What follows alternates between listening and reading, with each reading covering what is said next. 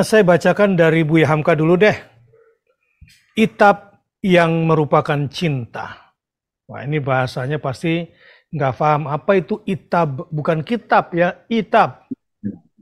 Itab.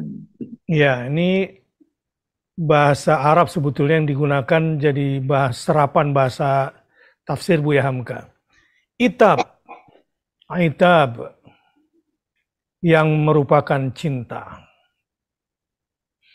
Menurut sebuah riwayat yang disampaikan oleh Ibnu Jarir At-Tabari, demikian juga riwayat dari Ibnu Abi Hatim yang diterima dari Ibnu Abbas.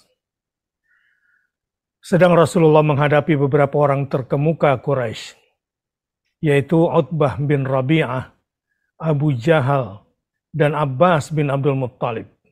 Wah, ini petinggi-petinggi Quraisy semua nih, yang sedang dilayani, yang sedang didakwai oleh Nabi nih ceritanya.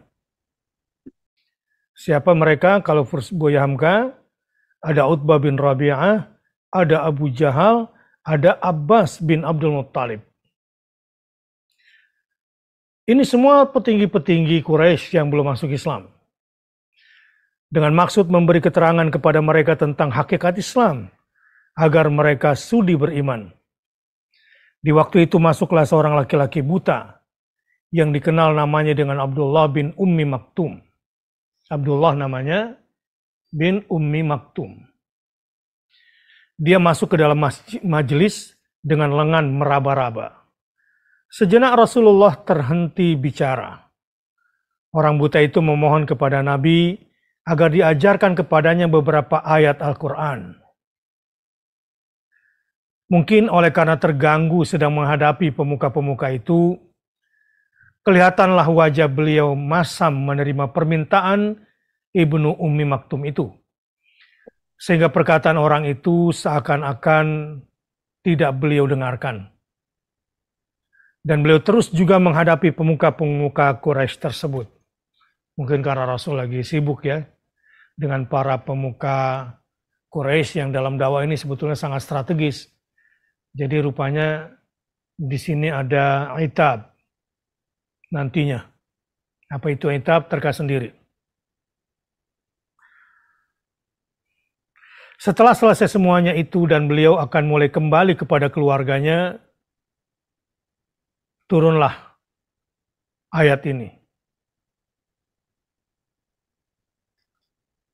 Dia bermuka masam dan berpaling. Sampai di situ. Jadi ini yang disebut oleh Buya Hamka, itab yang merupakan cinta. Setelah ayat itu turun, sadarlah Rasulullah SAW akan kekhilafannya. Beliau segera hadapi Ibnu Ummi Maktum dan beliau perkenankan apa yang dia minta. Dan dia pun sejak itu menjadi salah seorang yang sangat disayangi oleh Rasulullah SAW. Di mana saja bertemu dengan Ibnu Ummi Maktum, beliau menunjukkan muka jernih berseri kepadanya. Dan kadang-kadang beliau katakan, "Hai orang yang telah menjadi sebab satu kumpulan ayat turun dari langit kepadaku." Jadi rupanya dipanggil sebagai sebab ya, diturunkannya sekumpulan ayat kepada Rasulullah SAW. Tentu dengan sebab yang baik ya, sebab yang mulia. Ibnu Katsir pun meriwayatkan bahwa bukan saja Ibnu Jarir dan Ibnu Abi Hatim yang membawakan riwayat ini. Bahkan ada pula riwayat dari Urwah bin Zubair, Mujahid, Abu Malik dan Qatadah, Ad-Dhahhak, Ibnu Zaid dan lain-lain.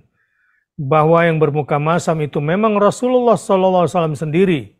Dan orang buta itu memang Ibnu Ummi Maktum.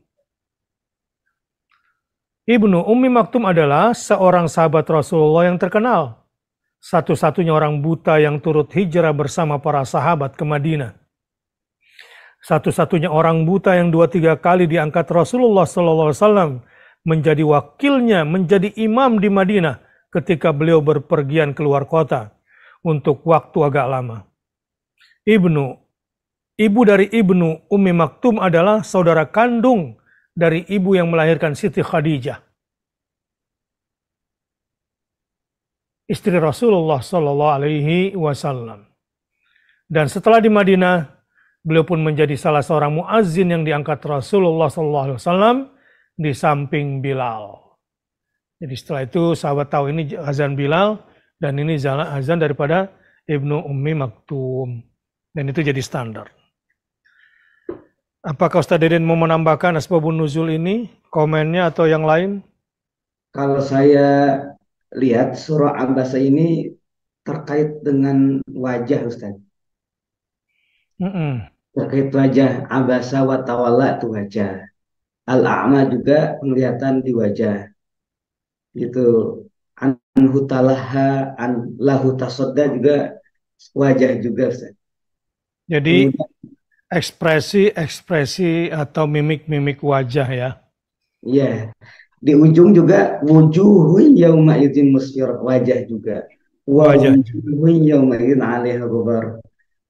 Wajah juga gitu Ustaz. Ini terutama yang sering masam nggak jarang senyum ya. Kasihan orang jarang senyum ini. Kosmetiknya mahal, tapi seperti debu yang melekat di wajahnya. Begitu dia. Jadi masalah mimik wajah ini sesuatu yang sangat diperhatikan oleh agama ini. Dan urusan wajah ini terutama senyum dan masam, tasodda dan talaha. Ini semua menjadi barometer penilaian hati seorang mukmin. Memang seakan-akan yang dibicarakan adalah soal wajah. Tapi kadang-kadang wajah itu mewakili isi hati kan.